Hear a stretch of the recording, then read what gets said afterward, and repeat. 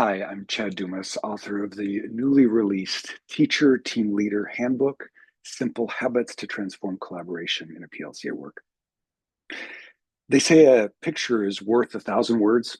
So when you look at this cover, lots of words, lots of phrases come to mind. And some that I've heard folks refer to are things like balance, focus, results, clarity, moving towards the future, thinking outside the box.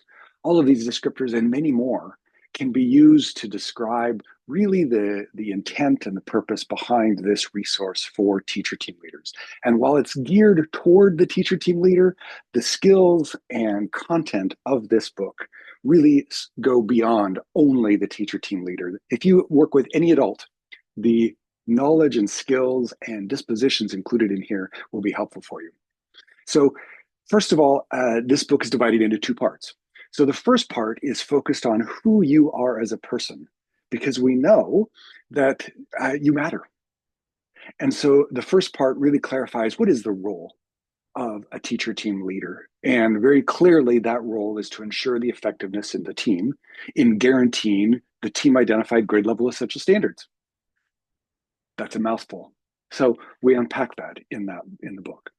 We also then go in and say, well, what are the responsibilities of a teacher team leader?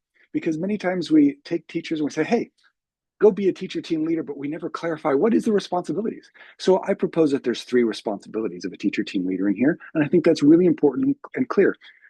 One of those responsibilities is to do the work. And I contend that's actually the least important of the responsibilities. The more important responsibilities are, first of all, to make it a psychologically safe space when that team meets. And second of all, to build the capacity of the team. The third responsibility is to do the work of a team, but that's really actually the least important of those three responsibilities. Continuing with this idea of who the team leader is as a human being, I also identify some assumptions and some mindsets that are productive as part of that work. And so that's really the first half of the book. Although in terms of the actual page numbers, it's not really quite half, it's more like a fourth. Because then the bulk of the book gets into the specific skills that a teacher team leader needs to be able to be most effective in leading the work. And so those skills are really broken into two parts. One is I do it as a teacher team leader, and the other is we do it together. And so those are identified as moves and techniques. Those are the things that you do as the teacher team leader, and strategies that the team does. And so the next several chapters then get into getting started. What are the moves, techniques, and strategies that you need to engage in as a teacher team leader to get started in the work? And then to build momentum, then to overcome obstacles that come your way, and finally to refine your skills. And so throughout those four chapters, 40, 40 different moves, techniques, and strategies are explored. Each of those has a description of what it is. It has a tool or multiple tools to help you in implementing that. It has reflective questions to reflect on your own practices. And then it finally has some next level tips. So if you're already doing it, how can you move to the next level? And so each of those four chapters are laid out in that way. And they end with a vignette, a story of a principal of a teacher team leader who is engaged in leading their team. And so that vignette pulls together all of the content from that. And because this is designed to be a handbook, really, it's very interactive.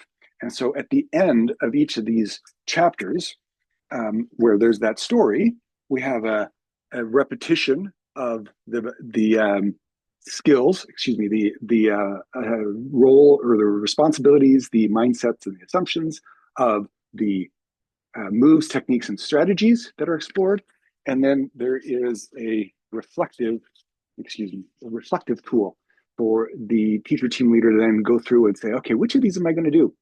And when do I need to practice them? Because many of them don't come naturally.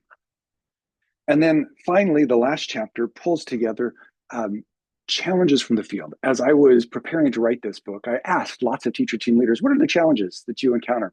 And so I've compiled them at the end and said, look, these are the skills that you need to be able to overcome those challenges. So lots of teacher team leaders are out there engaging in the work, trying to improve their practice and the work of the team. And this book pulls together cognitive science, the neural science around the brain, communication science of interactions between each other, and then specific skills of teamwork to be able to maximize the work of you and your team. You can get it at Solution Tree or on Amazon.